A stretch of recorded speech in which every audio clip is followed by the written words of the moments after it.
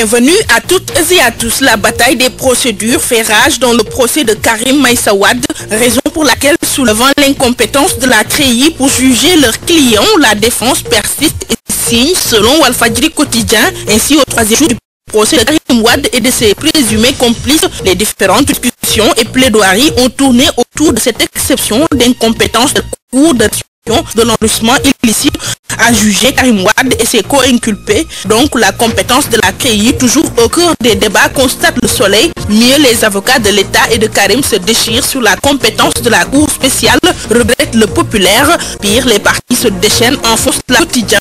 Pour étayer, le journal cite Maître William Bourdon, avocat de l'État, qui accuse que Karim est un criminel d'argent. Et réponse du à la Bergère, son collègue Maître Bougar Cissé, avocat de Karim. D'après Walfadjri Quotidien, lui a balancé. Bourdon nous a bourdonné les oreilles comme une abeille, toujours les plaidoiries. Walfadjri retient celui de Maître Yerim Thiam, conseil de l'État. Ce dernier a déclaré qu'on a un fils d'ancien président qui se défend par Papa m'a donné. Pour ce cas précis, Maître Amadou Sall, avocat de la défense, répond dans l'As Quotidien par Macky doit dire tonton donné. En tout état de cause, l'exception d'incompétence perturbe la Cour selon l'Observateur, et dans cette polémique sur l'incompétence de la CREI, la Tribune nous annonce qu'Abdou Diouf a été convoqué, c'est-à-dire dans leur argumentaire, les avocats de la défense ont épilogué sur le contexte dans lequel le président Diouf a mis sur cette juridiction d'exception. Et exception pour exception, dans le Populaire, on est que le bâtonnier menace de traduire les avocats en conseil de discipline pour manquement grave aux règles et usages professionnels entre défenseurs de Karim et de l'État. Concernant Bibo, la clé du procès de Karim Wade, de l'avis de mes confrères du journal Le Quotidien, les conseils de l'État le réclament, la Cour veut l'entendre, car Bibo Bourgi, les avocats disent niet, le juge se rebiffe, écrit mon confrère Papiaï dans Walfadjri Quotidien. La partie civile et la défense s'opposent à l'évacuation de Bibo en France, s'explique le Populaire.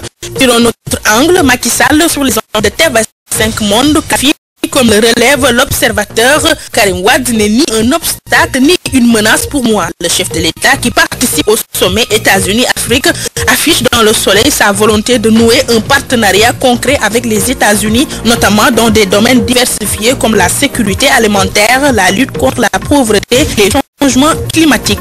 Pour le moment, Obama met 33 milliards de dollars sur la table et fait la leçon aux dirigeants africains, rapporte le Populaire. Pour sa part, l'AS nous informe que pour la présidentielle de 2017, Macky démarre sa campagne le 20 août. D'ailleurs, le président débute sa tournée par Ross Béthio et Richard Toll. De tout cela, nous lirons les bonnes feuilles de l'opus du professeur Malick Ndiaye, titré Où va la République. Walfadjri Quotidien note que Malick Ndiaye dissèque les vices de la seconde alternance. Selon le désormais ancien ministre conseiller, la gouvernance Macky est partie pour être problématique.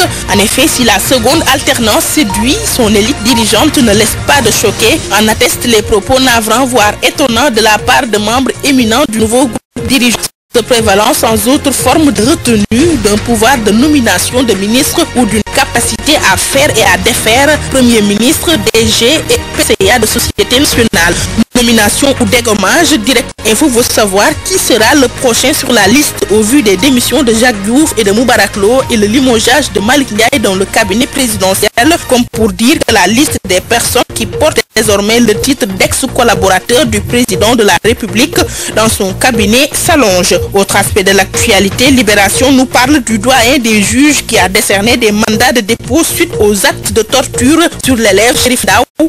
7 pompiers brûlés, titre Le Canard. 7 sapeurs-pompiers, dont 2 adjudants, placés sous mandat de dépôt, précise l'Observateur. Le journal Enquête, dans sa livraison du jour, nous révèle comment la concours des élèves maires a été éventé.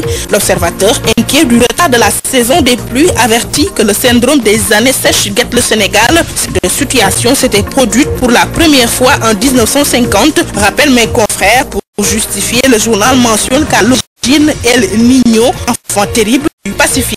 Dans le Soleil, le dossier du jour est consacré aux plateformes de discussion sur Internet, et quand les dérapages tiennent leur forum, le dénigrement et le règlement de compte sont de mise. Sport, Sénégal-Égypte, GRS et la Fédération sénégalaise de football s'accordent pour la date du match, renseigne Stade Quotidien. Dans Wasport, Kouyaté parle à ses détracteurs et c'est pour confier, je cite, ce qu'on dit est faux, je ne suis pas blessé. Lutte, nous l'âmes nous gâte avec les 3 meilleurs combats de la saison. Il s'agit des duels Ama Baldé Malick Niang, Yékini Junior, Modou Anta et Modou Lo Eumeu Sène. Bonne lecture.